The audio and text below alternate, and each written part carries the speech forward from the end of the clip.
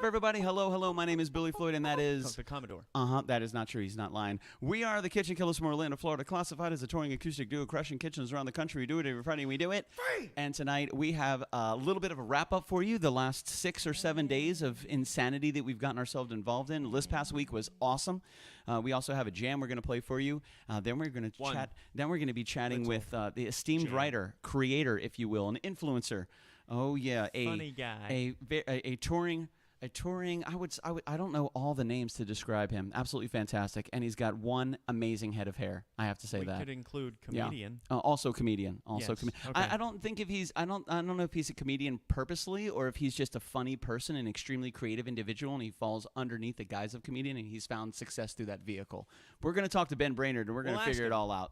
It's gonna be freaking cool, man. We might be able to chat with him in a little bit. Yeah, it's gonna be awesome, man. We're really excited to have Ben joining us. I would be excited if he wasn't out of Orlando, but he's also out of Orlando, which is freaking crazy. Dude. Yeah, that's absolutely awesome, man. We're really happy. Orlando. I know. We're in Orlando right now. We're in the same city, We're in the same city. It's crazy. So thank you guys so much for joining us tonight. We most certainly appreciate it. Let's get going. Matt McIver, good to see you. Sean Lynn Floyd, hello. Shelley Wheeler, Jen Hogan, good to see you, everybody. We most certainly appreciate you spending some time with us. We know you have a lot of choices when it comes to your entertainment needs, and you choose to spend some time with us on a Monday evening. What? If you are one of the wonderful freaking viewers awesome. that has followed us on Twitch, jump over to Twitch and check out the show from that platform. That's right. And see if you like it. Yeah, see if it's any different. See if it's any more fun. Yeah, we just recently launched our Twitch stream. You guys got to head over to twitch.tv/KitchenKillaz with an AZ at the end. Once we hit 50 followers, which we just started this, once we hit 50, the great Commodore is bringing back the Tomahawk, which I'm really excited about. He's been growing out his hair and it's driving him crazy. So let's get to 50 real quick so we can help my man. I want you to see it. You see this? It's getting bad. This happens every night. Getting and I bad. shower at night. Yeah. So when I go to sleep, it always just, you're getting the fluffs, dude. I go to work like you're getting the fluffs every day. And once I have a mohawk, this won't be here. Oh my goodness gracious! Not only do I not want to have all this hair on my head, I'm ready to get rid of this right here in this area. Not so much here, but right here. Every day. Jay Miller, good to see you. The Banana Foodie in the house. Carl Miller from Silver and Smoke. Good to see you, sir, and let's get to it. So thank you guys very much. This past Monday, we were really happy. A week ago, we had Stolen City from Ireland. They joined us, and they were absolutely fantastic. They are on severe lockdown over there. Yes. So all three of them were separated. We're in their own individual locations. We were able to bring them all in, chat with them all remotely. What a fantastic group, man. They were so much fun. We brought them in one at a time. They were so much fun. We had such a great interview with them last night. A huge shout out to you guys. Huge shout out to you guys for spending some time with us, and we most certainly appreciate that. Stolen City out of Ireland was absolutely fantastic. Absolutely fantastic. It was super freaking cool. Oh yeah, they were excellent. They were excellent. So we had Sean joining us, the bearded pleasure himself, which was really great. Dave McCabe joining us as well, and Ian. Those three guys were absolutely incredible. You guys got to check out Stolen City. A huge shout out to Stolen City for joining us last Monday. They weren't able to play any live music together, so we just did a bunch of videos. We did Coming Home, The Tower, and we closed with Sparks, an awesome video that you can find on youtube.com/Stolen City. You guys got to check them out. I got to interject here for a minute. Okay. Matt McIver, you bring up a great point. What do you bring up? I apologize. I should just be appreciative. There we go. The hair. Dude, having hair at all is a bonus. It's true. Hair. It's true. I'm sorry That's that true. I took that for granted. It's okay. I should not take that for granted. That's all right. I appreciate having the hair to grow, to actually produce a mohawk. Yeah, a lot of people can't do that. I'm still really excited to shave off. It's going to be fantastic. All we have to do is get to 50. We're at 36. That's only 14 left, which is freaking crazy. Not that far away. Last Tuesday, we put up a You Pick Two poll. That's right. We put up 5 songs last Tuesday for you guys to vote on. We played the winners on Wednesday, which was super cool. We had Wonderwall, Long Day, Slide. Then we had 2 songs by KitchenKillaz, Perfect Places and Jilted Lover. Coming in at second place was Slide, and taking the top spot, baby, was Perfect Places. So a huge shout out to you guys for joining us last week. That was super, super cool. We did a little Flip the Pick. We played June, and then we ended with a little Toilet Paper Jesus, a funny song created by our very good friend Thomas Carter Rochester. Created some fantastic music. He's absolutely hilarious, dude.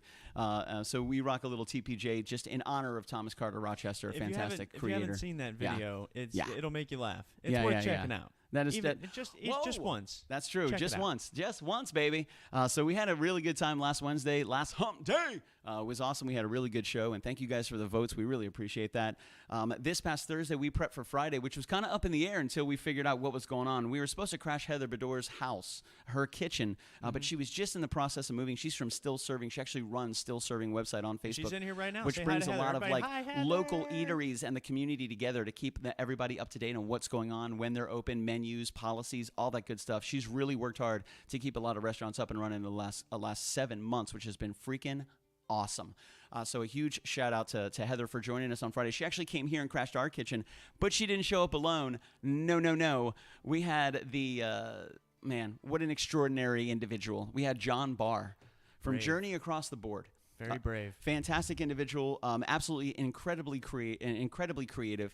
He is a performer, and you could tell as soon as he touched the microphone that he is a performer immediately. Oh, yeah. We were on fire on Friday night. It was so much fun. Heather, you killed it. Thank you so much. The food was great. We did the peanut Thai chicken stir fry.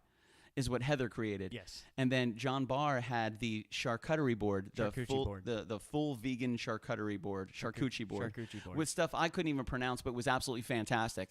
And then they did roasted asparagus and they did roasted cauliflower, which was absolutely awesome. That was off the chain. We didn't even know that was going to happen. Next, in our own kitchen, we had absolutely no idea. That was awesome. But it was a great time, man. We had really great friends over. John Barr says, I love touching the microphone. Our microphone loves when you touch it. It was telling us after you left, it was like, listen, you guys are great, but whoever that was that graced myself Friday night, I want that guy back. Anytime and toss me there. That smooth, amazing beard. So Facebook.com/Journey Across the Board is John Barr, absolutely incredibly creative, absolutely fantastic. And leading the charge on Friday night was Heather Bedore from Still Serving. You can go to Still Serving Florida, an absolutely fantastic website. She's been working really hard behind the scenes since this whole thing kind of went down to keep the community and the heart pulse of the amazing eateries and local establishments in Orlando flourishing, which was super freaking cool. So a huge shout out to Carrie, our sous chef that night. We just met her that night as well. So between Heather and John and Carrie, the food was fantastic. The music was a lot of fun. The energy was absolutely incredible. It was a great night. And we made some really good friends. We really did. Really did. So you guys got to check out Journey Across the Board. By all means, check out Still Serving as well. Check out Stolen City from last Monday's show, which was awesome. So a huge week last week, a lot of fun, really great times, fantastic energy, just really good energy. And this past Saturday, we got to join some very good friends of ours over at Eden Abbey Brewing Community. Actually, it was at Susan's Courtside Eatery. Susan's Courtside Eatery in Kissimmee. Yeah. Fantastic. It's been open for 17 years. They do fresh roasted coffee. They do some fantastic stuff over there. And our good friends from Eden Abbey Brewing, we partnered. So we crashed Susan's. Eden Abbey Brewing crashed Susan's. Yes. And they invited us to play. We stood on this beautiful patio for a couple hours and just had a heck of a time, man. It was a lot of fun. Could it have been considered a what do you call it? Yes. Absolutely. A veranda. We played on a veranda on Sunday night. So for those of you that have been wondering if we've ever played on a veranda, yes, we did. We played on a veranda. We checkboxed that on Sunday night. We played the heck out of that veranda. That veranda will never be the same. Now, I liked that. Never. I liked that porch because nobody else was like up there. It was like kind of our own space. Yeah. But we did have a few guests. Yeah, we did. We did. They just flew right up there. They were fantastic. And visited. We also had Ben. Who was the brewmeister that night, and we were trying to raise $2,000 for a new fermentation vessel, and we broke $3,000 before the end of the night, which was awesome. So not only were we able to raise enough money to cover the entire event, cover all the food, cover all the expenses, but we also raised enough to add a new fermentation vessel for Ben to up his game when it comes to his brewing. And he created some fantastic IPAs. We were like rock stars. We had our own liaison. Yeah, we did. A huge shout out to Kristen for being our liaison. It was awesome, man. Saturday was really good. Make the night just so easy and effortless. That's true. And it was good. The food was great. The drinks were great. It was awesome. I bought a fire pit today based on the fire pits that I saw the other day. They were fantastic. That's exciting. I got to tell you, when you're really looking into the selection of fire pits, good God, I hope you're a decision maker because it just gets crazy out there, okay? I didn't realize there was such like an underculture, a subculture of fire pits. It's like just form after form after. Oh yeah. How long were you shopping? Oh, too long. I shouldn't have been shopping that long. I was at a job to do for some reason. But I was like, whoa, listen, prioritizing the fire pit. We're coming to fire pit season in Florida. Just 'cause we need to have a fantastic fire pit at a place. Yeah. in a chair Yeah. doesn't mean you have to work. Yeah. You need to be shopping I was for working. fire pits. I was working. That's work. I was doing research. Well, I was digging in deep. We have multiple monitors. Oh, yeah. So you can do. Yeah. You can shop. I was multitasking and, like a champion. Oh yeah. It was big time. It was like awesome. a champ. It was true. We also had the Magical Mullis joined us on Friday night. It was really good to see him. Tally came by. My friend Mike Conway came by. We had Jess Burns come by. We had some really good people on Friday night. Fantastic people. Just good energy. Everybody that comes into the house, they're like, man, this place has really great energy. Thank you for inviting us. We're like, hey, man, you guys create the energy. You know what I mean? We all create it together. It's freaking awesome. We create the environment. Yeah. You create the energy. Yeah. We just try to tempt it. You know, we just stay cool, baby. Take it easy. We're like the bumpers on the bowling lane. Yeah. Okay. Like, yeah. hey, For like hey. bumper bowling. Yeah, bring it Easy. down. We want the strike. Easy. Go for the pins. We're just Go just for the chilling pins. Here. Yeah, we're just chilling. having a great Just taking it time. easy, eating some food, Everybody's playing some fine. music. It's a good time. Everything's fine. That is true. So thank you guys so much for joining us. That is pretty much our wrap up. We're going to rock a jam for you. And then we got Ben Brainard joining us in just a couple minutes, a fantastic artist from right here in Orlando, creating some outstanding stuff. Not only is he taking over YouTube and all the .coms, he is single-handedly absolutely pouncing on TikTok, absolutely crushing it. So we're going to be chatting with Ben about that. a little bit. We're going to listen to a few of the sketches that he's put together. We're going to talk to him about his production method. Absolutely fantastic. Where this kind of all came from. We're going to dig in. We're going to dig in deep. And Ben's going to be there for us. He's going to be our pilot to the depths. Easy. Our pilot to the inner depths of Ben Brainard. I can't wait. I'm excited. I'm excited. I mean, I'm super excited. Yeah, it's gonna be fun. Now that you said all that. Yeah, baby. So we got one jam we're gonna play for you. You are unmuted, sir. That's right. Here we go. What is this called? The World Outside. This is called The World Outside. Right after this, we're going to be chatting with Ben Brainard. Stick around, guys. We appreciate you spending some time with us. My name is Billy Floyd, and that is... Commodore. And we are the KitchenKillaz, classified as a touring acoustic duo crashing kitchen around the country. Here we go. What's up, Nana Neverland? Yay, Ben. Right. I feel the same way. Riddles that they left for you are here within the truth and lies. Salvation for the one above, the light, the truth, the one true love. And round we go again. Same mistakes we're living in. The lift I made when right's the way. Up and down remain the same.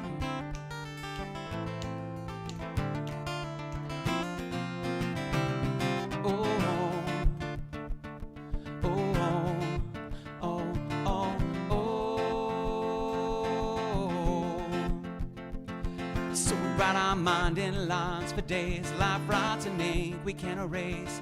The past we have to know it's the fate, how our life decides its days. Then round and round we go again. Same mistakes we're living in. The lift I made when right's the way.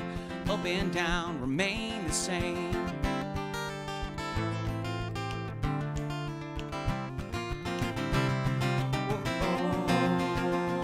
So walk on. Let the world outside your clouded mind be the guide to all you wanna walk on, walk on. To beat the path neath weathered feet, keep taking steps that lead you to the peace you want.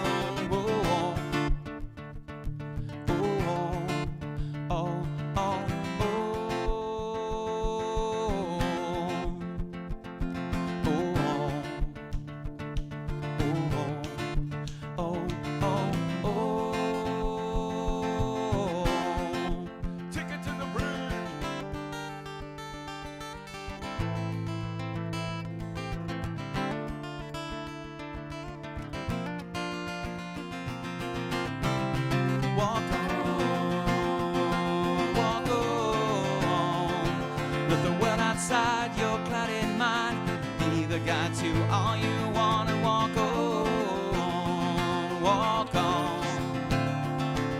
To beat the path neath weathered feet, keep taking steps that lead you to walk on, walk on. Let the world outside your clouded mind be the guide to all you wanna walk on, walk on. To beat the path neath weathered feet, keep taking steps that lead you to the peace you. Yes. Groovy, baby. That was awesome, man. Well done. That was fun. Thank you guys for joining us. Hope We most certainly appreciate it. That was Little the World Outside. Oh, yeah. Thank you guys for the compliments, man. We most certainly appreciate it. That was groovy, baby. You guys can check us out on Facebook, Instagram, TikTok, Twitter, LinkedIn. You can email us at kitchenkillaz@gmail.com and check out patreon.com/kitchenkillaz. A huge shout out to Mel Morris, our latest patron. Thank you so much for keeping us grooving. We take all of the pennies, all of the dollars, all of the things and invest it directly right back into Kitchen Killaz to bring you guys a better and better show. And the way that you have a better show is by having fantastic quality. That's what it's all about. The internal workings of the entire show that make the show fantastic are the quality, and I've got to tell you this. Right now, we have a pretty quality guest. I would say A+. Yes. I'm going to go maybe AAA rated. A+. It could get even higher. Like a mortgage bond. After we AAA rated. Yep. Yeah. This is after the housing bubble burst. Like, these are when they're really AAA rated, not that other stuff back in 2008 that weren't really AAA rated. Is there a quadruple A? There is now. We might get to like 5 or 6 by the end of the show. That's right, because inside of AAA rated mortgage bonds are other mortgage bonds, and I think the only one that needs to make a quadruple A is Ben Brainard's mortgage bond. That's what I think. Too much brain work for me. He might even be a mortgage broker. I have no idea. He's a man of many talents. Let's ask him. Yeah, we're gonna bring him in. Ben! Ladies and gentlemen, the one, the only, the infamous Ben Brainard. Ben, how are you tonight, sir? I'm good, and I'm most definitely not a mortgage broker. Okay, just wanted to get it out of the way. I saw a sign on the other side of I-4 the other day. It said Ben Brainard, mortgage broker. I didn't know if that was you. Not me, but you do see a lot of signs in I-4. Yeah. If you stop paying attention to the road for like the appropriate amount of time, you'll see a lot of stuff out there, man.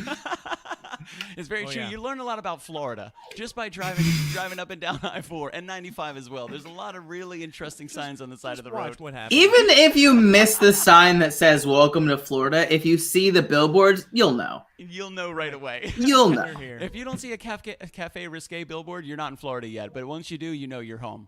Yeah, you're here. You're in this. When you get to Georgia, you start seeing peaches everywhere. Yeah, yeah. When you get to Florida, just watch the billboards. Lots of meth. You'll know. It's crazy. So thank you guys. Thank you guys so much for joining us tonight. We most certainly appreciate it. And with us is Ben Brainard. Ben, not only are you an original Orlandoian, or are you a transplant to Orlando? I am a transplant to Orlando from Daytona Beach, Florida. Oh, so still a native Floridian. A stone. Yes, but I did get a little bit grosser. Like, I got better. I started gross. It just like I was born in trash and climbed to the top of the pile. Still in the trash, but yeah, you're at the top of the trash pile. Yeah. I haven't left the can, but I do see over it. You know. That's fine. Progression is the key. That's right at the northern border of Florida. Once you peek over the northern border of Florida, you're like, you're still not out of it. It's weird to me. It's weird. You have to dig deeper into the trash to leave Florida. Like you don't. It doesn't get better as you get closer to the border. Climb through it, bro. You got to go through the nitty gritty. It's great. It's like layers. It's like layers, like South Florida, Central Florida, and North Florida. They're like 3 different countries. And then there's the Panhandle. Because when I think of North Florida, the only thing I think of is like Jacksonville and all of the areas that Jacksonville has claimed. But then there's like the Panhandle, which I guess technically is more North Florida than Jacksonville. But it's Alabama. Yeah, which is south. Oh, yeah. Yeah, I hear you. Like, northern Panhandle is actually more northern than your southern states that it's beneath. Something like that. Something like that. Part of Florida. You have to go north to get to the south. Yeah. Is the common phrase that I hear. Bingo. That's fantastic. That's absolutely correct right there, my man. I will say that. You most certainly have to go north to get south. It's a so, dude. I don't. Do you have friends coming over? They delivering pizza? No. Did you order us pizza? Is that what's going on, Ben? You ordered pizza till they knock on the door. I see what's going on here, causing chaos.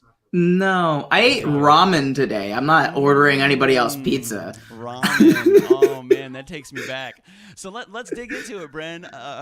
Let's dig into this, man, because this is super cool. Now you're not necessarily new to the scene. You've been doing this for a while, but some things you're starting to do are catching fire, my man. So let's kind of delve into that. When was the first time you found yourself standing in front of people with a microphone, entertaining them in any aspect? It was. I've been doing stand-up comedy for about 3 years now.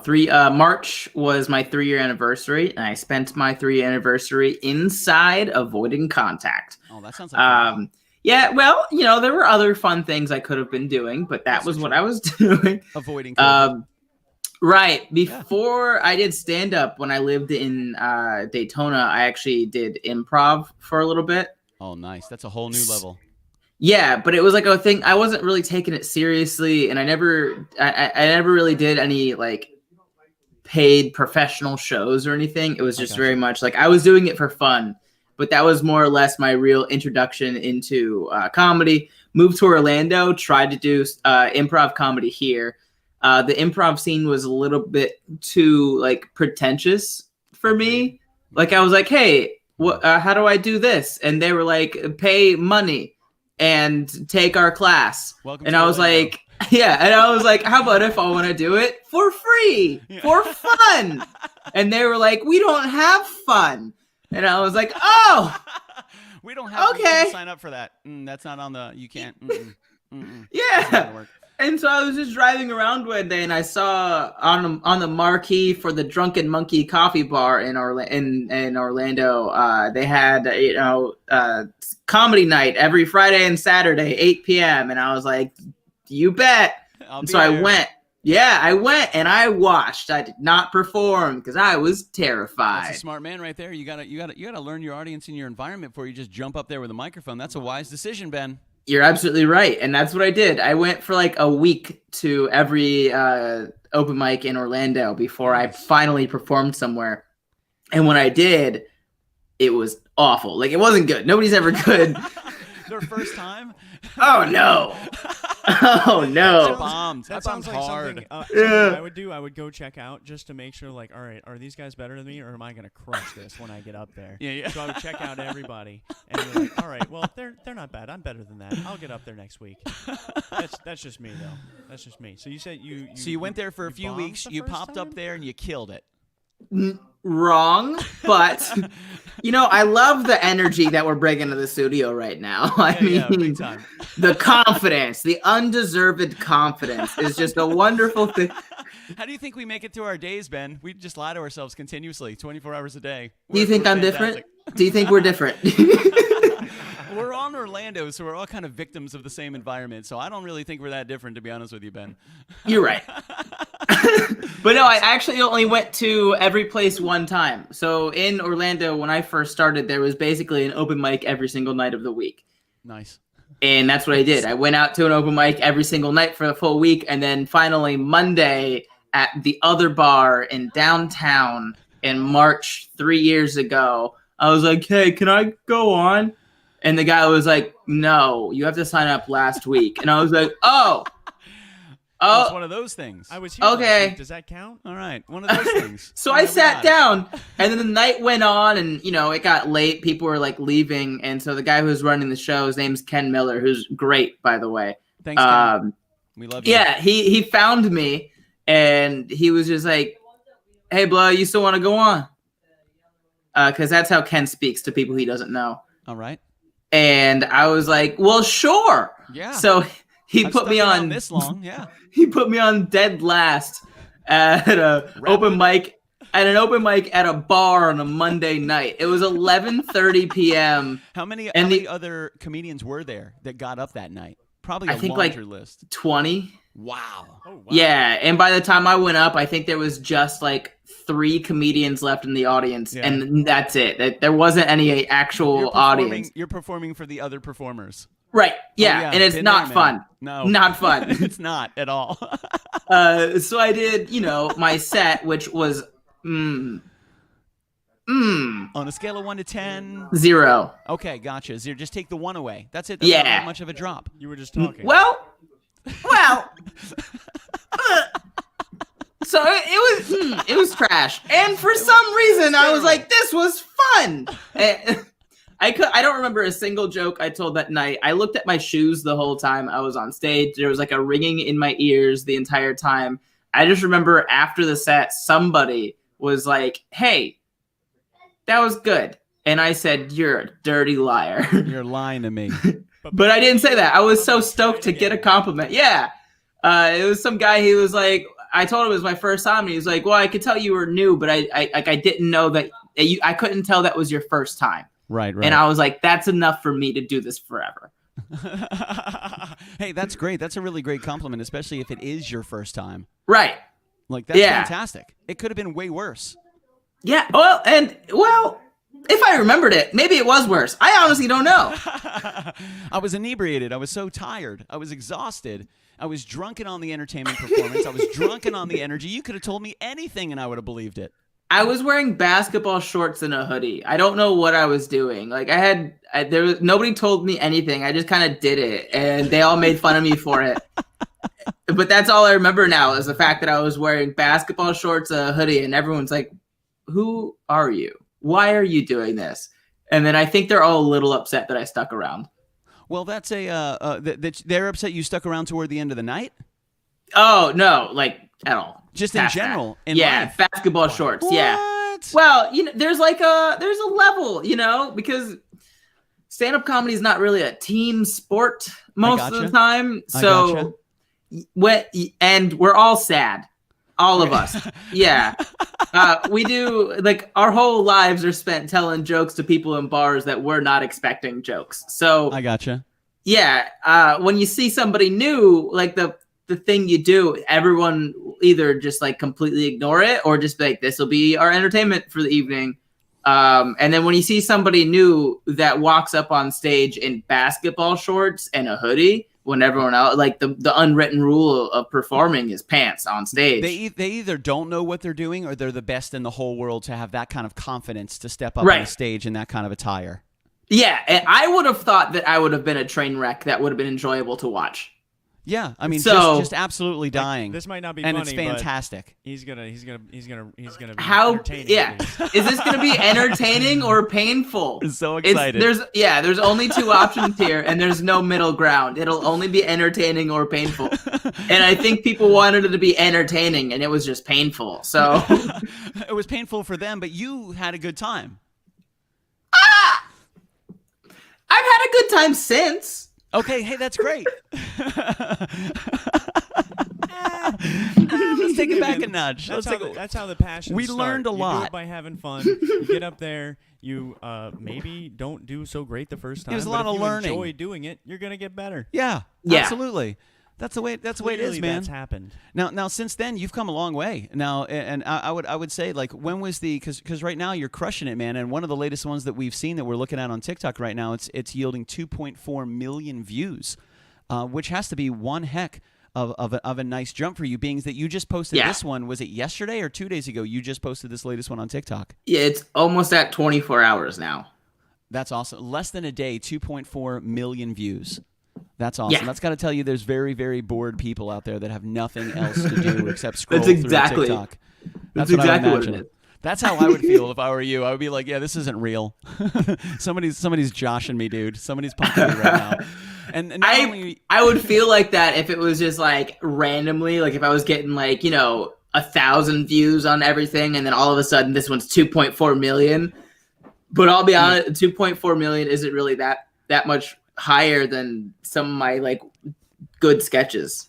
Yeah, nowadays. I mean, just scrolling through your TikTok, just in the first couple layers. Here's another one, 805,000. Keep on scrolling down. You got a couple million view shots. Here's 1.5 million on election sketch part 4.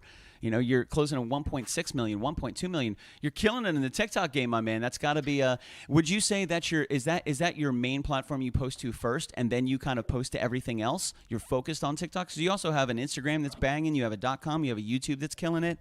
Would you say that's your flagship for Ben Brainard content?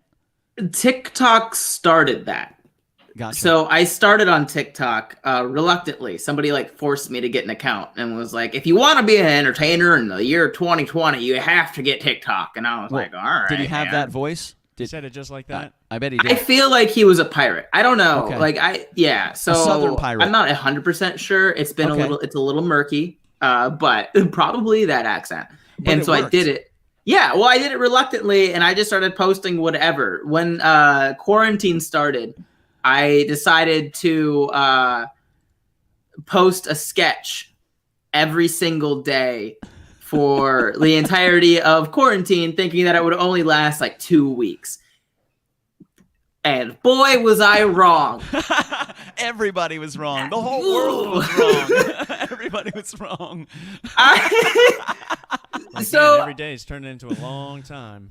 Yeah, and granted, they were only like minute-long sketches, but like it took a minute to put those things out. And I Yeah, would, I absolutely. basically just spent like all day, every day, putting out a video every single day on TikTok.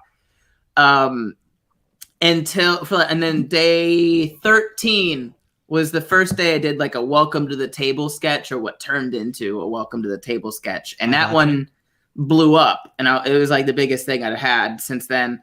And I was like, I guess people like that. I will do more of that. So I will Internet, tell me what you want, and I will do it for you. So you were coming up with ideas every single day. Yeah. Was after a while, did you start running out of ideas, or did the ideas grow as you kept doing videos and like veering into like different series of videos? Did you do anything like that? Every so often I came across an idea that I thought I could make several parts of. Like example, I made up an idea. It was like a ripoff of like Family Feud, the lightning round at the end. Okay. But it would be like different, like stereotypical generic people in it. So like the first one I did was like frat guy Kyle plays lightning round, and he's getting everything wrong, but with just like stereotypical, frat guy answers. Another one that I did was like Mickey Mouse auditioning for movies that Mickey Mouse shouldn't be in. Because I could do a spot on Mickey Mouse impression. So I was like, I guess I'll put him in Full Metal Jacket. So I did that. And I was like, I could just keep doing this. Oh boy, Mickey Mouse doesn't belong in this movie. That is spot on. That's spot on, right? bro. That is spot on. Yeah. So I did one of those. There was one I did. It was like just two friends very casually, like kind of Letterkenny, really quick, dry humor. And it was all about like rebooting old movie series, but now they have zombies. Oh, we love zombies. And that whole thing was just making the movie title sound funny, or like the tagline sound funny. Like Rocky 14, Revenge of Adrian. Oh my God. It just like dumb stuff like that. And then it. I came across the table and it went well, and I was like, I have more ideas. If you guys just want me to make fun of Florida, I can do that. Yeah. Everybody likes to make fun of Florida. Now, 8 months later, still making fun of Florida, and people like it. So you haven't even scratched the surface on how much you can make fun of Florida. I'm excited to see. I'm excited. I mean, that's outstanding, my man. Now I will say we chatted a little bit before in the pre-show. There were a couple TikToks that we were talking about maybe playing on the show tonight. One was 2020 meets Florida. There was another one that was a little bit of a stand-up impression, and then how the states count votes. Would it be all right if we played one of those three? And what would you like to start with? Well, let's just start with the newest one, the how the states count the votes. I love it, man. Absolutely, 100%. I watched this today a couple different times, and I got to say it was freaking fantastic. And I watched it over and over and over again. Not only are the wardrobes spot on, but just like the energy, just absolutely everything is absolutely incredible, man. It was so cool. We definitely appreciate you guys, man. This is so cool. We're going to go ahead and get this up and running as well. This is going to be super cool. I hope you guys dig it. Please follow Ben Brainard on TikTok. We most certainly want you guys to be able to check all of this out and see what is going on, and follow this gentleman, if you will, because he's hilarious. He's just getting started, and this guy's killing it. So, ladies and gentlemen, we're going to get this one rocking for you. I hope you're digging it. I hope you're enjoying. What is today? Today's Monday. Yeah, baby. Here we go. Yeah, okay, it is. One for Biden, and that's enough. You can call it. Trump,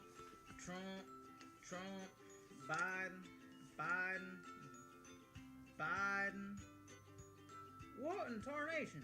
I mean, it feels like a lot. What, so I can't count these yet? 18, 19, 20, 21, bust.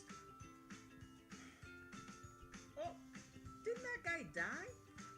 The stack is definitely 40 for Trump. Oh yeah, I'm sure it won't cause any problems at all. Why are there so many votes for him? 1, 2, 3, 43? 43. Trump, Trump, Trump, Trump. All right, I feel better now. 1 for Biden, and that's enough. You can call it. Trump, Trump. We're just gonna watch it again. Oh my God, bro. Dude, awesome. And now I got to say, like, even though that's a short clip, some people don't necessarily understand how TikTok works. They don't get it. You know, people are like, I don't understand TikTok, which is, I think, a lot of the reasons that people don't have it. But it's like a smorgasbord of entertainment. Yeah. Like, it's so many different types. It's not just one thing or one kind of genre or one age group. Or it is a myriad of absolute entertainment. Now, a specific skit like that, even though it only lasts like a minute and a half, how long does it take you to put together something like that from conception until posting it? Because I want people to understand how much time and creativity goes into this, because people are like, TikTokers, I don't understand. They put up a minute video, whoop-de-doo. And I'm like, bro, you have no idea what goes into creating these things. What, 8 different outfits? You gotta So I can actually pull up the script right now and tell you exactly how many people were in that sketch. But I think it was 8-ish. But the whole process takes several hours. Usually my sketches are like 4 to 5 minutes long, and I just break them down into minute-long chunks, and that's what goes out daily on TikTok. I'll post like the full video on YouTube and Facebook and Twitter and Instagram and Patreon and MySpace and all that as soon as it comes out. But okay, so this one had California, Texas, Florida, Alaska, Pennsylvania, Nevada, North Dakota, Georgia is in the full one too. So 9 total outfits on this one, or 8. Yeah, you had it. 8 outfits on this one. I actually have to do a whole like seating chart whenever I have them talking to each other, and this is like and this whole thing is full of seating charts. Oh, goodness gracious. So and this is my second page. Wow. So yeah, we can see here in this one there's 15 people in this sketch, so I have to change outfits 15 different times, and then also remember which direction to look at when I'm talking to different people. This one, I'm having somebody play Canada, and so I have Canada in this one. That one's coming out soon, but like I have a full page of like seating charts just so I know what's going on and where it's going on. Man, I don't doubt that for a second. That's to wrap that all together and to remember where you're looking, who you're talking to, who's saying what accent you're in, the energy, the light, everything. Because like all taken into consideration and having to film everything to make sure that the continuity is rocking and like staying still and you're on top of it. Man, that just has. I feel like that the one animated GIF where the woman is just staring at the camera and all the math, all the formulas are just floating through her head.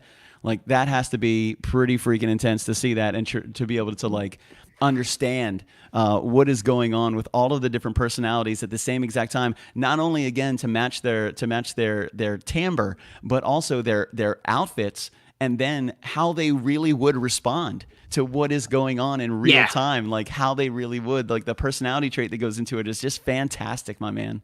You mentioned lighting, which is why I just fixed my camera, because this is also the camera that I use for filming my sketches. I just have to move it from one tripod to the other tripod. But to maintain the continuity of video, I have to put everything on manual. So when I moved it back to this one, it goes on auto because I move around and stuff. So now it looks a little bit better because I put it back on auto. I don't look all like desaturated, I think. I don't know. We did. Amy Howard was wondering, where do you store all those outfits? I would imagine a closet, but I'm not necessarily sure. Well, if I move around like this, you can start to see some hats. So there's some hats over here, and this is just some of my hats. If I do this, we're gonna pop on over to this really quick, and I'll show you more hats. Beautiful. Holy Toledo. Oh wow. So Look at all this the is hats. actually just an old shoe rack. It's beautiful though. Yeah, and It's gorgeous. I put them all in alphabetical order, and Of then course. the rest of them go over there. So the last hat that fits over here, down here, that's New Mexico. And then so it pops back over up to New York is the first one over here, and then it goes down, and then it pops back up again. So I've got like 50 hats. well more than that, because One for each state. some states have more than one hat, and then I have other hats that I haven't put away yet. Good So God, man. I have these 4 more hats. So like this one's Vermont. I imagine you have a hat John sponsor. here. No. Okay, we need to get you, ladies and gentlemen, if anybody out there knows a hat sponsor for Ben, please help my man out. I mean, come on. Clearly you see, not only is he killing the views, he's going to bring the attention, but he's going to be sporting your hats, man. Like, hello, hat people. I don't know who you are, but this is Ben Brainard. Give him your hats. I don't buy any of these hats. Good. I You haven't steal bought them. anything. No, people just send them to me. I'm just kidding. They say, we want you to represent our state correctly. So they just send me their stuff. And if Here's I the open hats. this, you won't be able to see it very well. But in this closet, it's a nice little walk-in closet. And this is where I put all of everything. All of the clothes are in here. Like if I just open this, here's like DC's outfit is just right here, ready to go. Ready to rock and roll. Yep, and then all the states are in alphabetical order. I haven't finished doing that yet, but yeah, it's all. And then some states have multiple shirts, like Pennsylvania for one. He's got like a Pittsburgh hockey shirt. He's got a Philadelphia Eagles jersey, and he's got like a shirt that kind of makes fun of the whole state, depending on what kind of attitude I want to give him. Do you use these outfits just in your TikTok videos, or do they go into the stand up as well? So I haven't really been able to travel very much because of the COVID thing. So Yeah, the world. Yeah, the whole world. The whole world. But the idea was whenever I travel, whenever I perform in a different state, I will wear the shirt that coordinates with that state. So Nice. like I'm in Kansas City in December. I'd be wearing a Kansas City Chiefs jersey or shirts or whatever. I've got like 3 like Missouri shirts in there.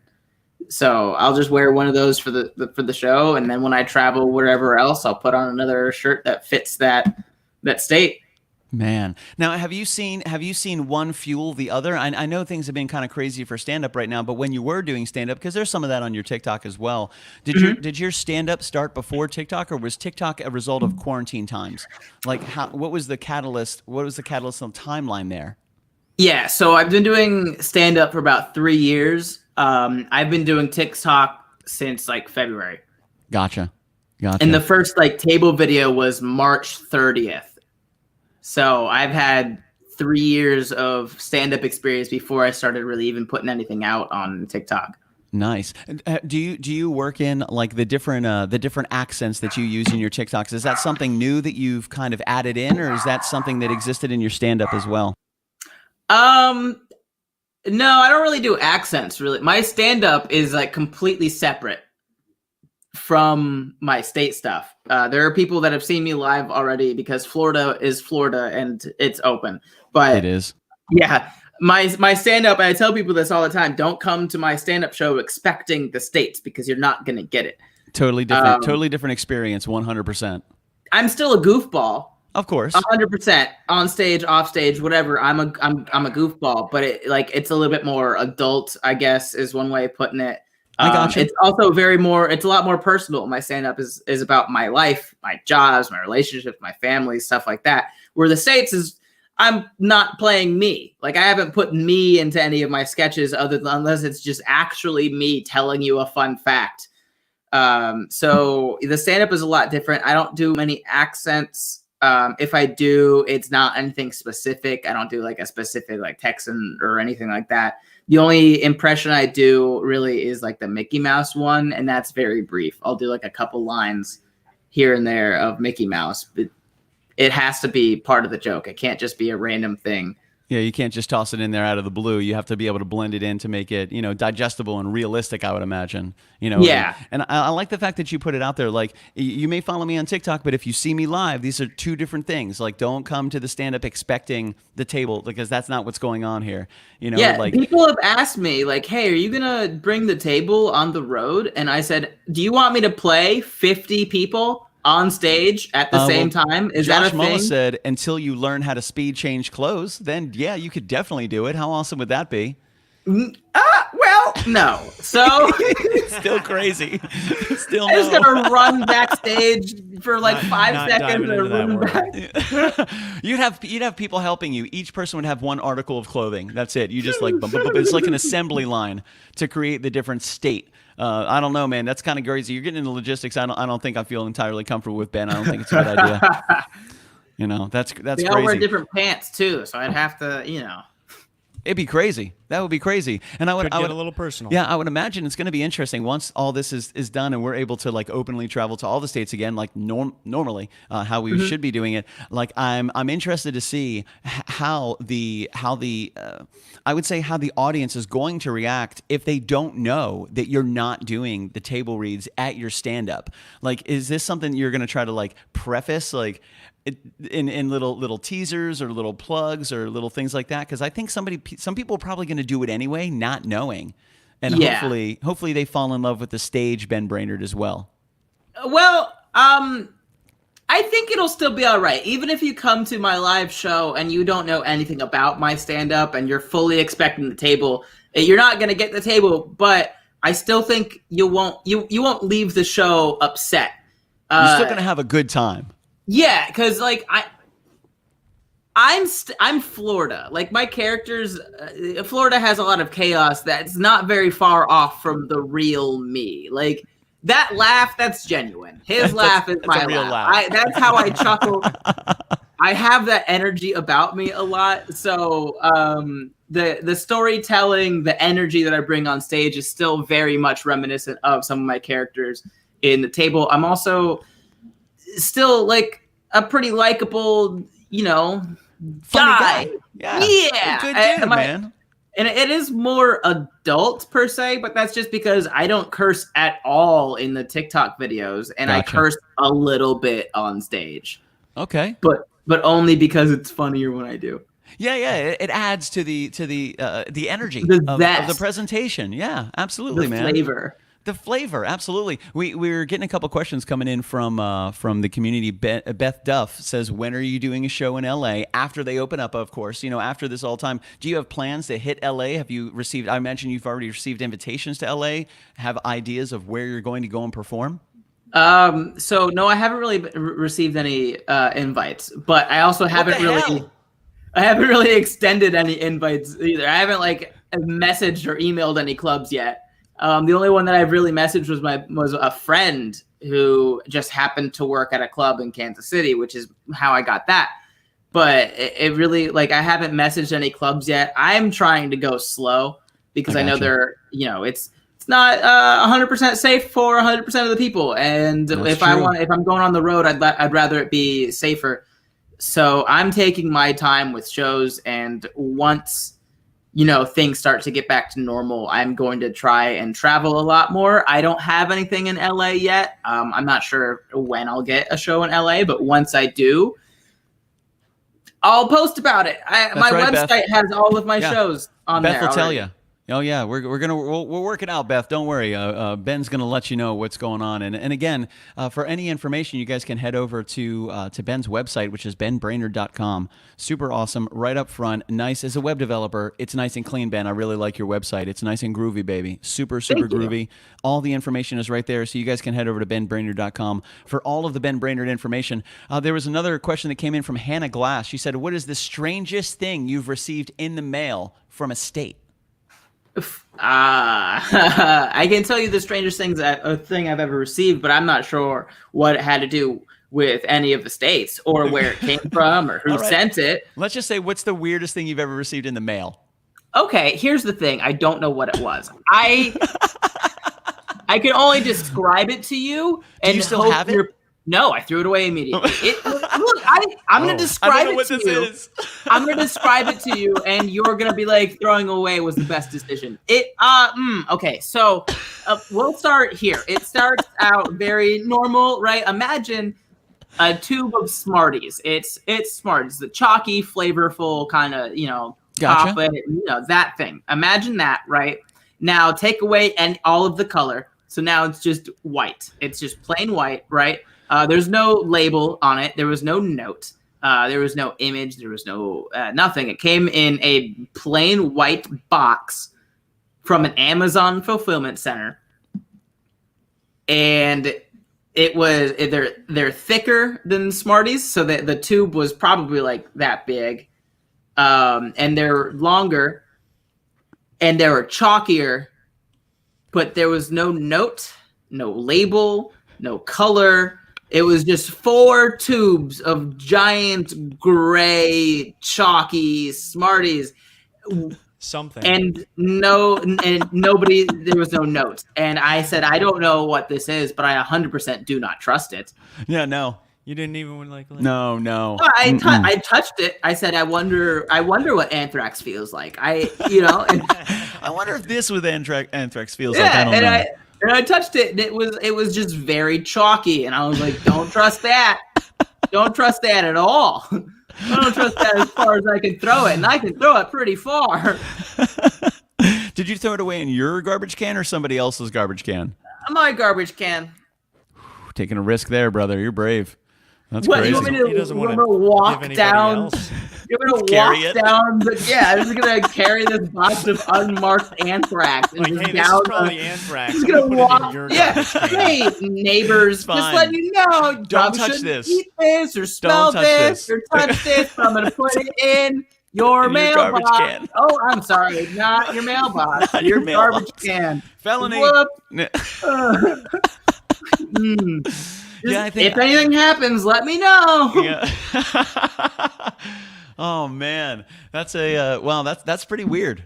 That's a pretty weird item to receive in the mail. I think I probably would have done the same thing. There's no label. You have no idea what it is. You don't know what's going on. You don't know where it came from. You have no clue what's going to happen when you touch this, when you do anything with this. It's like, you know what? It's not worth the risk. Whoever sent that to Ben, I mean, come on. Why? Why? It looked like a tube of chlorine tablets. For like a pool. That sounds terrible. All right, I'm glad you didn't try it. Now. It's very interesting. That was what sent you over. The chlorine, It not wasn't the the anthrax. possibility of anthrax. No, it wasn't the anthrax. It was chlorine tablets. Oh yeah, that's where the Commodore draws the line. What if it was like the most delicious candy you've ever had in your life? Well, It you wouldn't still have wouldn't know looked what- like that. if You it was the wouldn't have most delicious, known it what should to have a call label it. on it or something like the most delicious candy ever or something like that. Never in my life have I eaten a chalky candy and been like, man, I want This this is again. amazing. When was the last time you went out and just bought Smarties? No, you just end up with nobody buys Man, you make a Smarties. good point.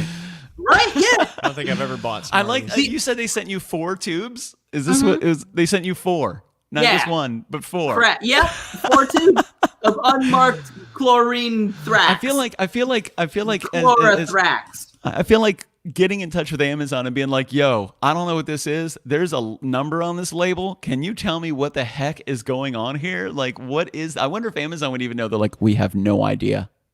We don't know what that is. We don't know who sent Amazon's it. like, They didn't do leave you- a name. We're Amazon. What do you expect? Of course we're upfront. We just ship it. We're all Yeah, over man, the I world. don't know what's in there. I'm a I have no idea mule. what's in there. Don't ask questions. Just Yeah. eat it. That's called plausible deniability. I have no idea what's in there. We got a couple other questions coming in. Aside from the fact that everybody thinks you are just you're just as funny, as adorable as he is on TikTok. Oh, it's so cute. Trina G, making it real, baby. One question was, do you ever get nervous to perform on stage during your live stand-up? Like, what is that like? You've been doing it for a while. Do you still get the little bit of nervousness when you step on stage? Not anymore. Not really. You're just ready to crush it, ready to go. Well, not that. It's just I don't have the nerves beforehand. When I first started it, I was super nervous. Before every single show, I would get really nervous, and And then I remember there was like a distinct drop off in my nerves after my third time on stage. I was like, okay, I feel better. And then there was an even steeper drop off after 3 months of consecutive stage time. After 3 months, I was like, I feel comfortable on stage. And now I'm at that point. Yeah. You do it enough, you eventually one of get two comfortable things. there. Like once you bomb really, really, really hard, you're like, well, I A know lot. what that feels like. I'm okay with that. That's at 0. I'm okay with It's not that. going to get any worse than that, so it can only get better. It might get worse. Your content is you just get more comfortable with your content, and you're like, this is going to crush. I'm totally confident with this. I'm gonna work it. Everybody bombs at first, right? Yeah. The worst is when you start to get good and you expect to do well, and then you bomb. And then you're like, ooh, I'm not a little good. bit. That hurt worse than the first time. Yeah, way worse. Because then you're like, in the first time, you're not present. You have no idea what's going on. You're just there. It's happening. But then after like 3 months, you're like, I'm here. I'm in the moment. I'm talking to people. And they're... It's not going well. Man, I'm not connecting with any of you out there tonight. Fantastic. Thank you for making me feel wonderful. So on the I did other a side of that- show out in Cocoa Beach, Florida, like a year or two ago, and the venue it's an upstairs comedy club, and it's upstairs above a steakhouse. Okay. Like a steak and seafood restaurant. Upstairs is a comedy club, and then attached to like the backyard.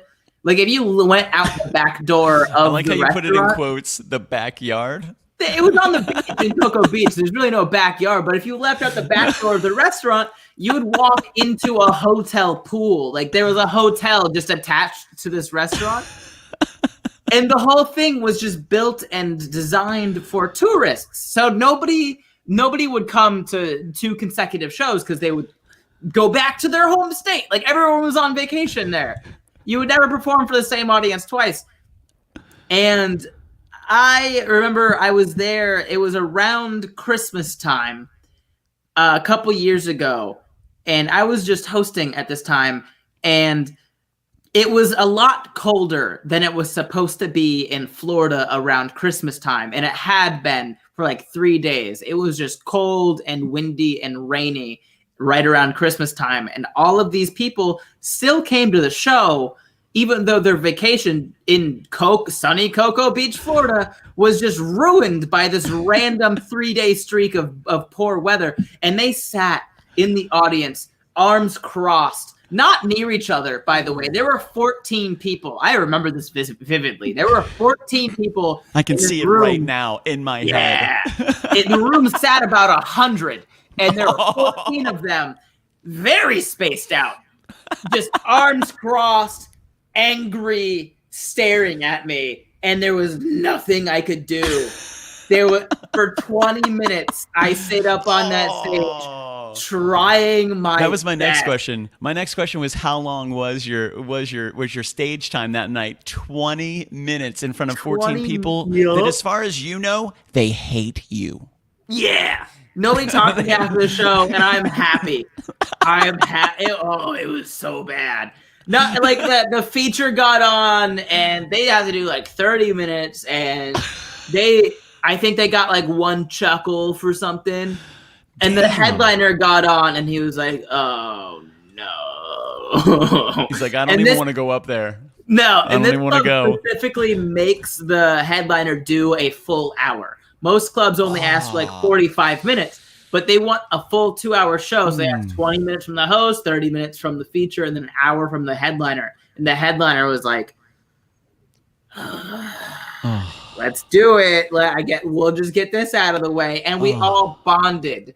Yeah. In that moment, from just how over not the collective fun. hatred of the room. Terrible show. Everybody was just like, "What a terrible place. I'm never." And I had to stay. I had to stay for the full show because I was the host. I had to get back up after the headliner and be like, "Thanks for coming.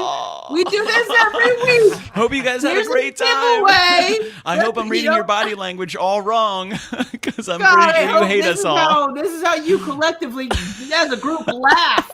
No, this is what you do when you enjoy things.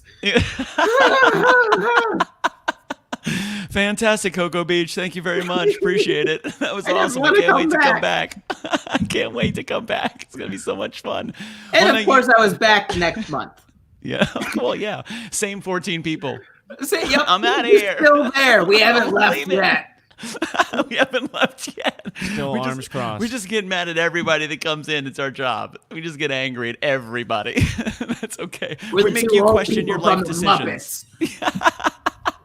We make you question all of your creative life decisions. The worst thing you could do for a stand-up comedian is to be silent.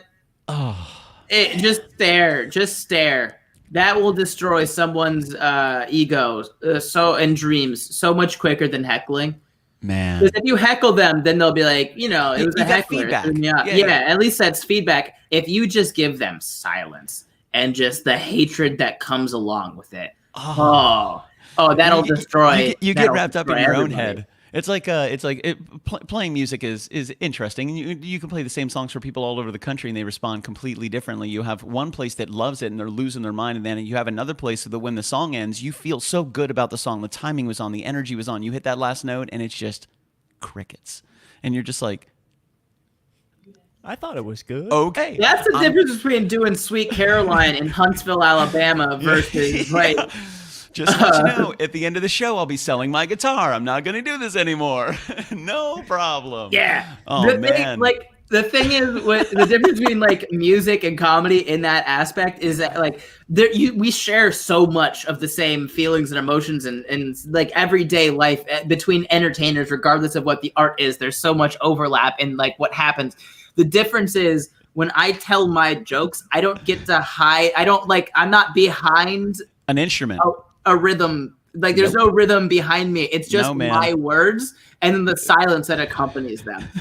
Like I imagine there's some level of playing music where you're just like, I can make it through this song, and I can then just there's push through. silence. Yeah, I'll push through this. and then It's there's fine. silence after every single word I say.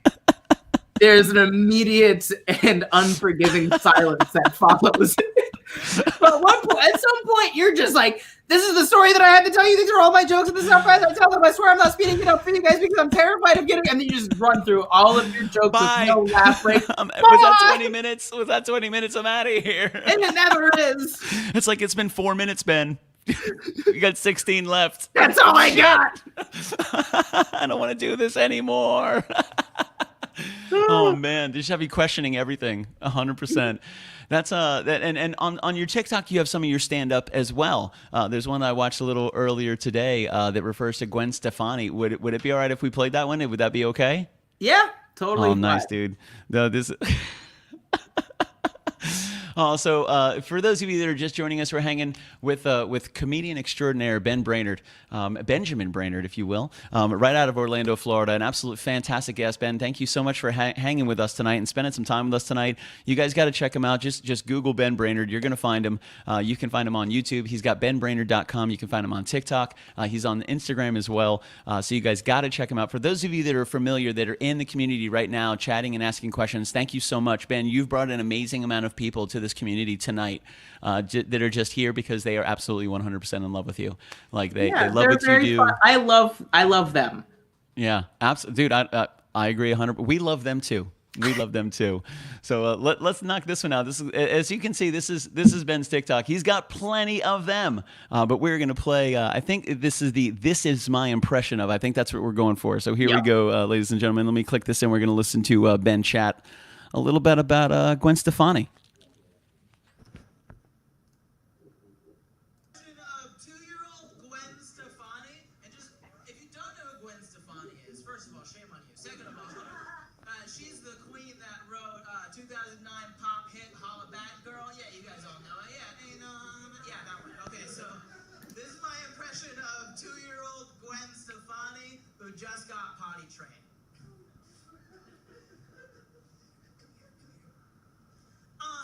This my shit.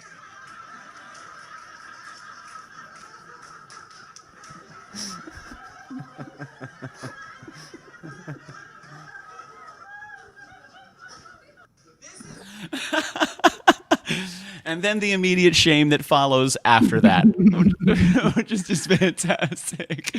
So when did that take place, Ben? When did that happen? And man, that's killing it on TikTok, bro. You're murdering it right now. That's almost at a 250,000 views.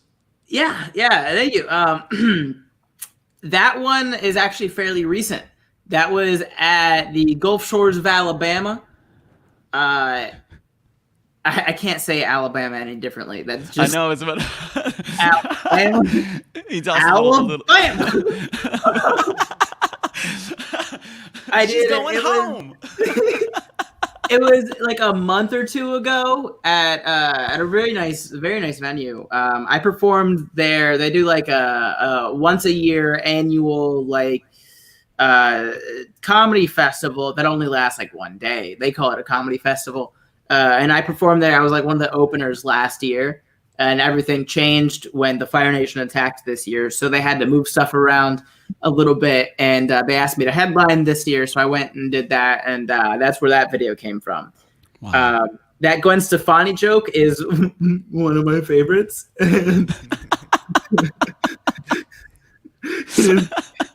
It's also like easily one of the dumbest jokes I've ever written in my life.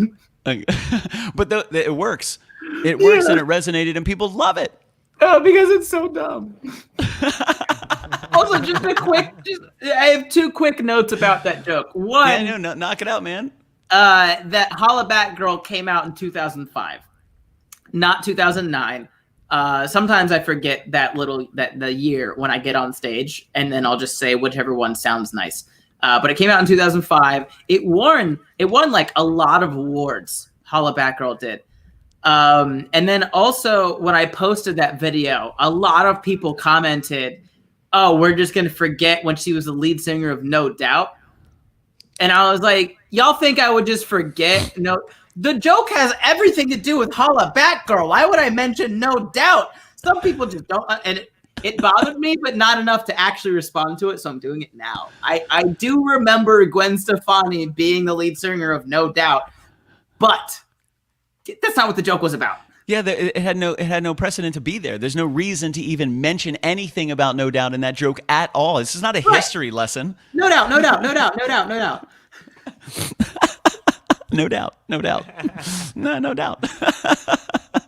What would you say are some of the other ones that you say this is a totally stupid joke? It's completely dumb, but people freaking loved it.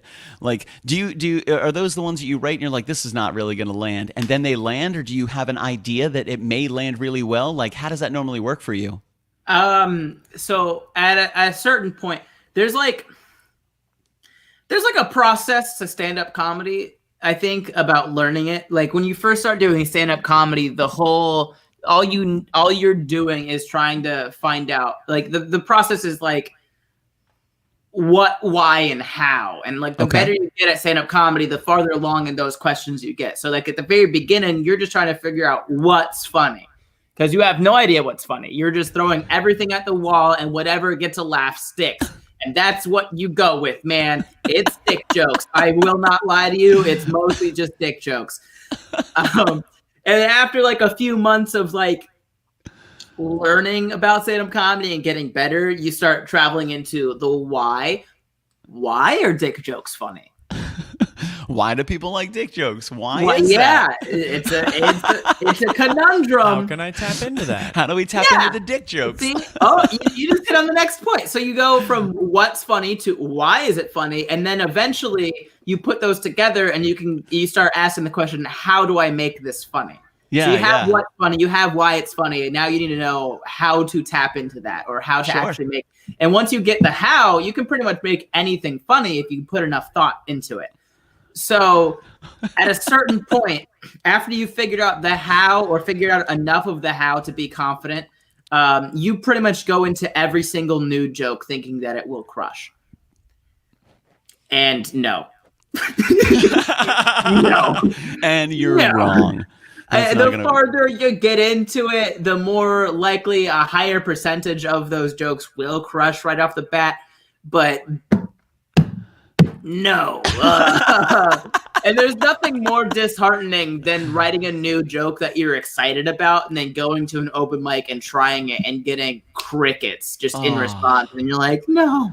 I thought I had something. Yeah, we've been there with that one. we've been there with some songs as well. We're like, man, this is gonna do it. This is gonna be really great. Like people are gonna dig it. And a lot of times you don't know what songs are going to be the ones that really hit. The people tell you. Like you have an idea. Oh, this is gonna be the single. This is gonna be the single. Then you do sample testing, and it's like those two didn't even chart at all. It's this one that you weren't even gonna record that barely even made it through the cut. And you were like, I can't stand this song. And then that's the one that takes off. And now you have to play it all the time. That's probably how Hollaback Girl was on the album. That's She's how like, I don't even like this song. She's like, Hollaback Girl, Rushed. we just need another 3 minutes and 14 seconds. Let's put this on here. Nobody's gonna like this song. What I did on the bad move I made is I made merch out of one of my jokes. I made stickers out of one of my jokes, and How many did you have made? Joke. How many A stickers lot. did you have made? Like 2,000, 5,000, 10,000? Maybe not that many. At the time, I was just a local touring Okay, feature. so a couple So hundred I did- probably. Yeah, like 250, 300, right around there. He's like, I have 296 left. They sold well, Good. but eventually I hated telling that joke. I did not want to tell You the did joke this to anymore. yourself. Yep, and now I just have a trunk full of stickers. I gotta get rid of these, man. So now I'm just giving them away for free now. Just give them and away I'm for free. force feeding the joke to people. They don't want it. I don't want to tell This it. is You're funny. gonna get it. You're gonna get it. I still have the stickers. I do not do the joke anymore. Oh man. The longer you do something, the more you do it, the more you hate it. And that's why, like, sometimes a new joke, even if it's not as good as your old jokes, you like to tell it more because, like, it's just new and refreshing and fun. Yeah, it's not the same joke you've been telling forever where people are like, do that, and you're like, oh, fine, I'll do it. And you have to What do am I, it a with, clown? What am I, a monkey? what am I to you, huh? You want me to dance? You want me to dance for you? Is that what you Dance want? for you, monkey? Dance, monkey. Dance, monkey. Shooting at my feet with pellet gun? Pow. Anything for the money? Why not just give me the money? I want more ramen. There was a question that came in from Catherine Weaver. She said, "How long will you do the table videos?" Until people stop watching them. That's it, man. That's it. If they're selling, Good answer. if they're selling, If you're making them. No problem. If the vein runs out of ore, I kind of have to find a new vein, you know? But I've been doing it for 8 months now, and I seemingly have an endless supply of new jokes I can write about. I mean, a lot of it is political satire. I dipped into that, which is fun, but like people get really upset at me for that, which is a lot of fun for me.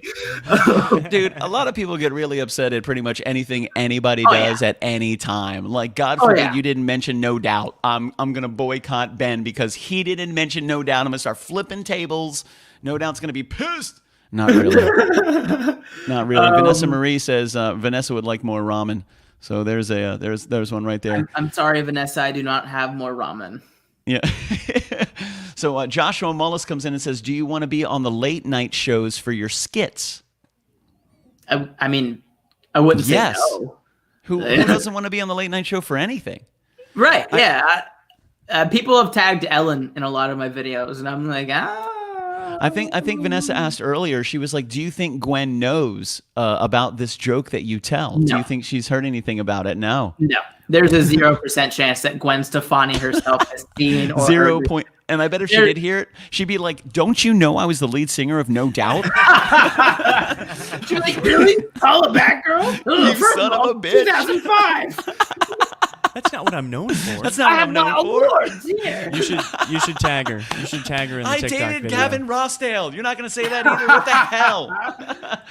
Oh man, that is awesome. And yeah, absolutely, Joshua Mullis. I'm pretty sure Ben would take whatever bridge was built to any of the late night shows, whether it's his stand up or his TikTok videos. I'm pretty sure he would just take the seat at the table and be like, "Yo, bro, I'm in it to win it, baby, 100%." Brianna Bixby, sure. I'm looking forward to Ben's Netflix special. I could see that too, man. Me too. No, me. Ben's like, yeah, sign me up. I'll totally do Yeah, that. whatever, dude. Do whatever you want to do. Amanda Pritchard says, who is the guest star Mother Nature? Those are funny. Her name on TikTok is Laws Claus. LOZCLAWS. Nice. She is a great person. She's going through college and becoming a TikTok star right now. So she's also super busy. But she's a wonderful person, and I haven't met her in real life yet, but we do talk fairly often. So she's a good person. I fully recommend checking out her sketches. Man, that's awesome. Thank you so much, Ben. I love the cross promotion, bro. That's really, really important, man. Like, thank you so much. I love the fact that you can partner, especially on TikTok when you can duet. You can do duets, you can do call and response. Like, TikTok's such a fantastic a platform to be able to offer that stuff. Hannah Glass had a question. She said, "Who is your favorite state to play other than Florida? If Florida is your favorite state to play, which I assume it is." Yeah, Florida's my favorite just because I am more so Florida than any other state. That's just who I. And then being an actor, playing the insane character is always the most fun because you can really just crank it up as loud and as wild as you want. You're expected to be crazy. You're expected to be maniacal. So you really get to dial it up to 11, and you can't go too high.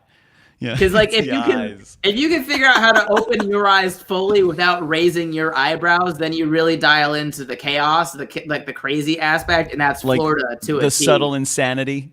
And then you start like this, and then someone suggests something that tickles your fancy, and then your eyes just go. Oh my God! I want to make a GIF of just that. That's it. Just that. That's fantastic. So Florida's for sure the most fun to play. I'd probably Louisiana would be a second. At first, it wasn't. I didn't like playing Louisiana because I had a really hard time getting into the accent. But now that I can just kind of dip into the Cajun accent whenever I want, and go in and out of it whenever I want to. So the Louisiana accent probably the most fun to do now. But like I was real worried about it when I posted the video the first time. Oh man, do you get any positive reinforcement or like constructive criticism? Like, hey, this sounds really good, but the way you said this word is actually said this way, or different words, different dialects. Like, do you receive any like localized coaching? Like, hey man, you did really good, but if you could add this or if you could shift this, like I would imagine people love what you do, man. I would imagine they just want to do their best to contribute and have it be as authentic as possible.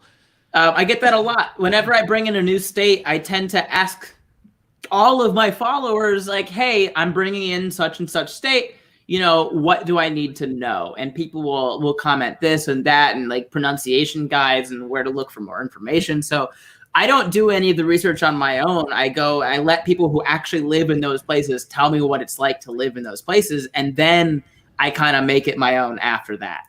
Man. So sometimes I'll mispronounce things and people will be like, and then people will be like, okay, it's pronounced this way. But other than that, pretty spot on, my guy. Pretty good. And people don't understand how difficult that is. Like it's incredibly difficult. We talk the way that we talk. We've done this our whole lives, and you're trying to delve into another completely different dialect in a place that you've probably never even visited before and try to be as authentic as possible so that people from that area connect to it emotionally. It's a brave step, my man. Have either of you ever spoken Cajun French? Because I have, and boy, is it difficult. It don't make no sense. And then, so I see Jen Hogan just commented, Pittsburgh would be Yinzers. Yeah, that's a thing that happens randomly sometimes. If you go to Pittsburgh, they have their own language, basically. In Philly, New Jersey, kind of like Manhattan, Long Island area, you'll get people that say like "use guys." Yeah, I gotcha. But if you go to the other side of the state, I mean, you just the same state, and you just leave Philadelphia, you go to Pittsburgh. They don't say "use guys." They don't say "you guys." They don't say "y'all." They say "yins." Yins. With a Z. Yeah, they say what's up with yins. What's up with yins? And that's the you all of that area. Yep, but only Pittsburgh. Only Pittsburgh. They call themselves Yinzers because of that. I don't know where it came from, but that's like a thing. So whenever I do Pennsylvania, I have to, like, depending on what I'm talking about, I'm either a yous guys or I'm a yins. And then, like, places like Louisiana have their own language. New Mexico has their own, like, language. Victoria says North Carolina has its own language. Like, The this is South coming from Austin. does. His Californian is pretty spot on, coming from my cousin who lives in California. Thank Man, you, that's- Austin. There you go. There you go. And his North Carolina is pretty spot on. Victoria finishes. Heck yeah, man. Nailing it, baby. Nailing it. I am just crushing it. You're Putting crushing the it, dude. ball on the tee and swinging away, Johnny. Illinois versus Illinois. That's a thing, apparently. And I know not all Illinoisans agree to this. This is the fun part about doing the accents. I think people will come into my comments and be like, we don't sound like that. And I just have to respond with, you don't sound like that. Yeah. Or something along the lines of, like, have you never heard yourself talk in a mirror before? I'm This not is doing what you your sound- accent. Yeah, I'm doing the general accent. Like, I do a Chicago accent when I do Illinois. But, like, if you leave Illinois, like, if you go towards Missouri, it kind of gets, like, Midwestern Southern. And then Chicago is like the Bears, you know, like they have that kind of grizzly, like it's almost New England, but it's like New England and Wisconsin had a baby, and like that's the Chicago accent. And people get upset about that when I'm like, y'all have never been to Chicago apparently. But in Illinois, there's a tendency for people that live there to pronounce it Illinois, like it's Illinois. an E instead of an I. Gotcha. And so I put that debate into one of the sketches. I made that like a fun point because it only took like a few seconds to do where, you know, Illinois was just like, yeah, Illinois. And DC was like, you mean Illinois? And he was like, no, it's Illinois. No, I've said it right. Why are you saying it so Yeah. weird? Illinois. And Who then there says were it? No, still it's people, Illinois. yeah, there were still people in my comments that were like, we don't say that. And I was like, you don't say that. Did you poll everybody in the whole state to tell me that Yeah. you don't say that? No, you didn't. That's I've seen this question come in a couple times. One of the questions is, do you do your own editing or do you hire somebody to do it? So I do like 99% of my own editing. I have outsourced for like 3 videos, but that's just because I was too busy to do it myself. But yeah, I do all of my own editing. I have Premiere Pro. Every video you've seen of me, save like 3 of them, have been edited by me. Wow. And that process is long.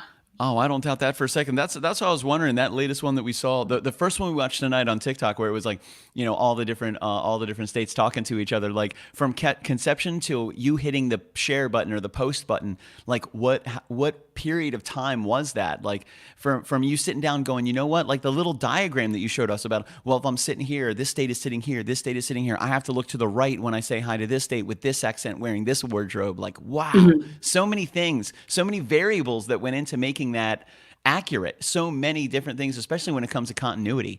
Like, man, that melts my mind just thinking about it.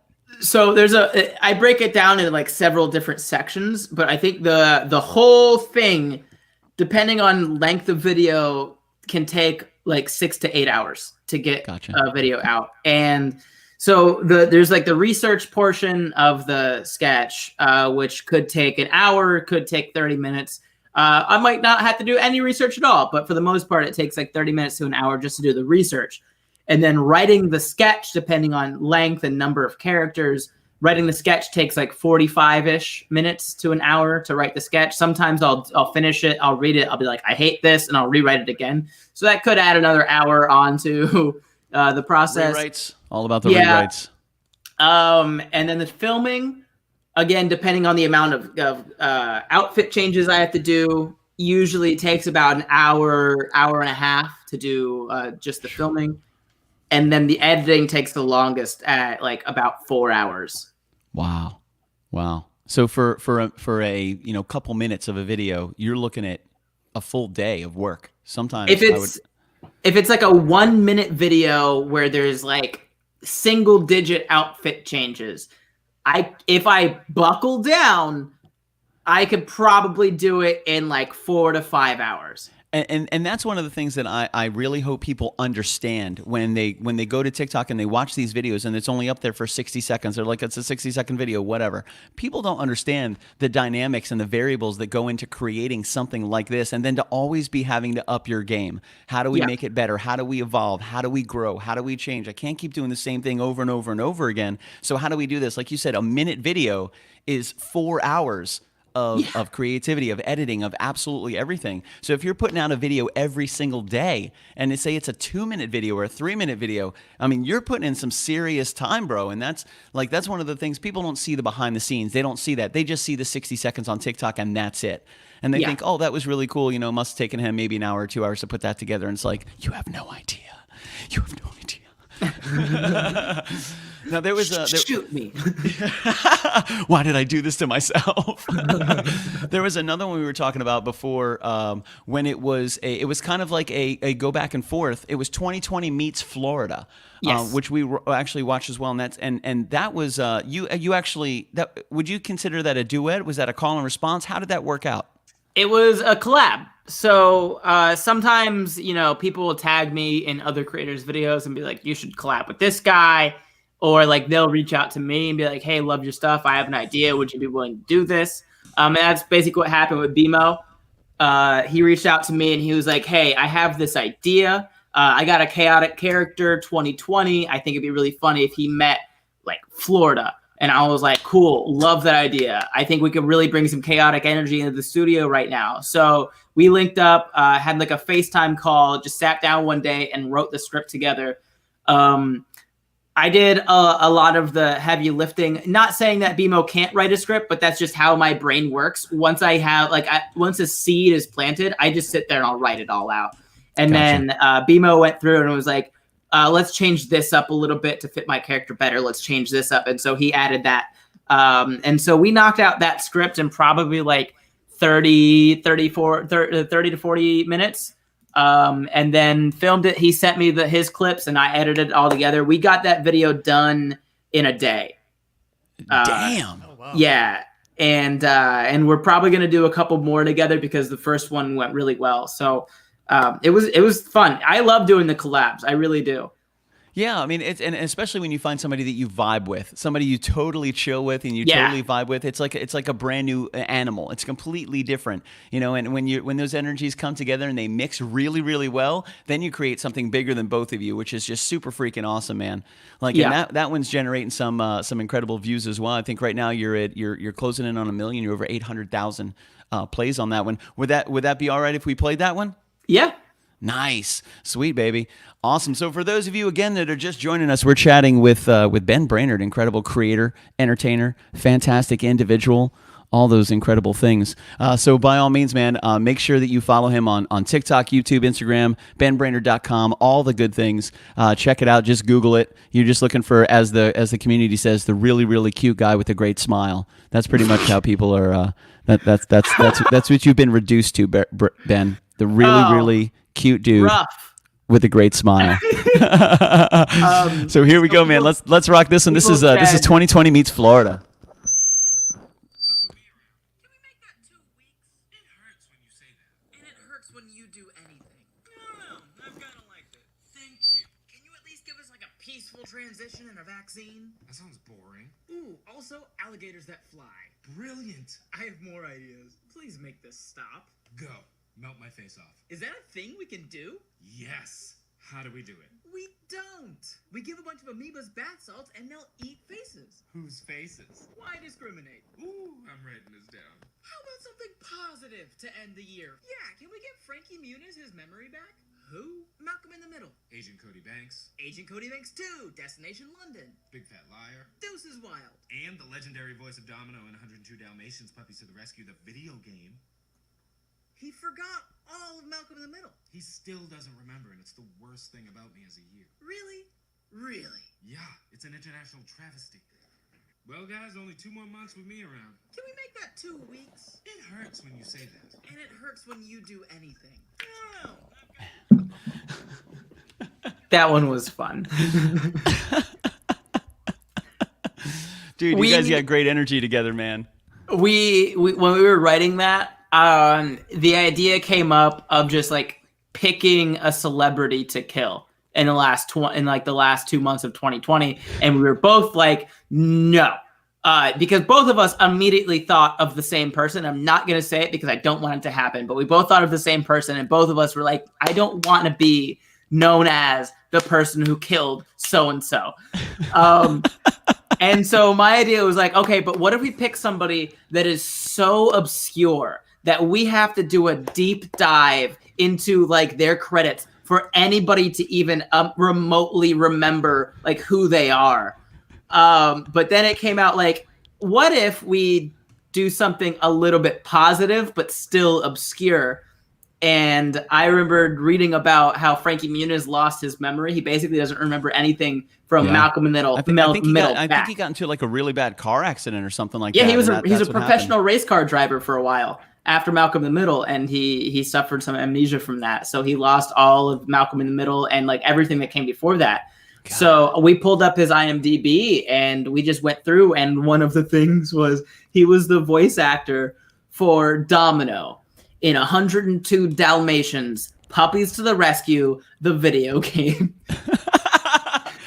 Wow, talk about obscure. Yeah, and so we're like, we have to put that in there as if it's just like the most common thing that he's done.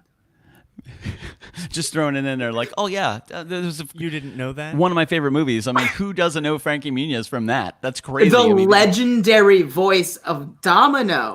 yeah, from 102 Dalmatians, the video game. What console was that on? Do we know? Probably all the consoles. No idea. No, but when we posted that video, there were 3 or 4 people that were like, "I loved that video game." They're like, I have that game. How dare you? Man, that's awesome, dude. Ben, thank you so much for sharing some time with us tonight, man. A super great energy, man. We really appreciate it. And we know you're here in Orlando, and every now and then when everything, kind of calms down, we have some incredible chefs come right into this kitchen and create some fantastic food. And we would love you to crash our kitchen sometimes. Come by and hang out. It's music, it's tunes, it's fantastic food. We just have such a good time. I don't know if you want to whip up some of that magical ramen that you make on a daily basis. What do you want, Chef chicken Ben or in the beef house? flavor? Oh, you know what? Let's mix them. What? Whoa! Getting fancy. We're rocking the creamy Let me just chicken. crack an egg. Hey, calm down. It's not that kind of show. That's fantastic. So Ben, thank you so much, man. Real quick, we wanted to see if we could snag a little software selfie with you. Sure. Pretty much just you staring at the camera and looking cute, as the community says. You consistently are just this absolutely. He's so cute. He's so cute. I'm sure you get that a lot. I imagine it happens. I try to just be everyone else's grandchild. You get That's all the the energy Werther's, I give off. You get all the Werther's originals in your pocket and the unnamed candy with no markings on it whatsoever. I love I it. have got this- the candy. I have this coffee mug actually, full of hard candies. So He's like, I really am everybody's grandchild. I really am. Oh, that's awesome, man. Sweet. Yeah. Give us a couple seconds. Pretty much all you have to do is smile on the camera at 3, 2, 1. That's it, man. We're done. That was fantastic. Sweet. Fantastic selfie, Ben. Ben, thank you so much for joining us, man. We really, really appreciate it. So aside from TikTok, YouTube, Instagram, and the .com, what do you have coming up? Where can we send the people? How can they find you? I'm going to solo this out because you're way better looking than we are. Ladies and gentlemen, the one, the only, Ben Brainard. So the best, most centralized location for finding all of my information is just my website, benbrainard.com. Every link that you could possibly need is on that website in just like a single file format. I have all my links to all my social medias. I have a link to all of my show dates. And if you click on my shows, each individual show has a ticket link. So you can go buy tickets basically straight from my website. So I have shows coming up in the next couple of months. I'll be in Orlando, Miami, Kansas City, Tampa, Panama City. So I have several places coming up in the next couple of 3 or 4 months. So if you want to see me live, I have those shows available. If you want to see me on the internet, just go to my website. All of my links are there. Man, killed it like a true champion. You've done that before. Yeah. Only once. Well, you killed it again. Congratulations. 2 for 2, sir. 2 for 2. Man, that's awesome. And as soon as Ben is headed out to LA, he's going to put it on his website. So don't even worry about it. He'll keep you guys most certainly informed on everything that is happening. Follow him on TikTok. And if there's any requests that you have, what's the best way to get in touch with you, Ben? If somebody wanted to message you or email you, don't send him anything chalky in the mail, please. Don't do that. He's going to throw it away. Just try not to do that. But what's the best way to get in touch with you? Through email, through phone call, knock on your door? What do you recommend? Well, I have a link on my website. If you're trying to book me for something, you can send me a booking inquiry invite. But other than that, honestly, I am a very forgetful person. So if you message me somewhere, there's like a 50-50 chance that I'll respond. And the other 50% is only because I totally forgot, not because I don't want to. At least you're honest. I like that. And right there, what you're looking at right now, ladies and gentlemen, is benbrainard.com. And again, as a web developer, I love this. Everything is right there. Shows, store, apparel, email list, Patreon, YouTube, Facebook, Instagram, Twitter, TikTok, Twitch, Discord. Book now and contact us. So if you want to get in touch with Ben, head over to benbrainard.com, click on contact us, and hopefully right before I say goodbye for the real time this time, the Discord button on my website, I don't know which direction I'm supposed to point it. Oh, it's over there. Look, you see it. It's fantastic. It goes to my personal Discord server. So if you have Discord, you can click on the Discord button. It will take you to my server. It is called the Brain Cells. Yep. So you just make a Discord there. You can sign in. It's just like it's my fan club basically.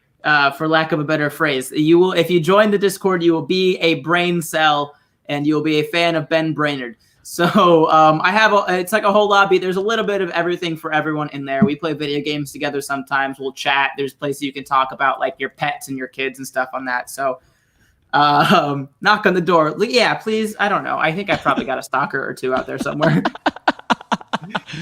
Amy Howard is asking a very interesting question. Can you end with the Florida laugh? Yes, I can. So let's say goodbye, and then I'll. So we'll say goodbye first, and then we'll solo you out, Ben. You do it, and then we'll end it right on the Florida laugh. Is that cool? You got it. I love it, baby. Guys, thank you so much for joining us tonight. My name is Billy Floyd, and that is... Commodore. We are the KitchenKillaz from Orlando, Florida, classified as a touring acoustic duo crashing kitchens around the country. We do it every Friday, and we do it free. That's right. Check us out this Wednesday at 7:05. Another show this Friday at 9:05. We most certainly appreciate you hanging out with us. And for those of you that are just joining us, that's great. Fantastic timing. We've been chatting with Ben Brainard from Orlando, an incredible creator, a comedian, a stand-up comedian, an absolute, just a monster on TikTok, baby. You guys got to check him out. And a huge shout out to Ben for joining us. We're going to give it to Ben because he's why you're here. So we're going to solo him out, ladies and gentlemen, the one, the only, to ebb you and flow you in to the end of the show. Ladies and gentlemen, the one, the amazing, the magnanimous Ben Brainard. Thank you guys so much for watching the podcast live stream from the KitchenKillaz. They're awesome. You guys are awesome. I love you so much. And as requested...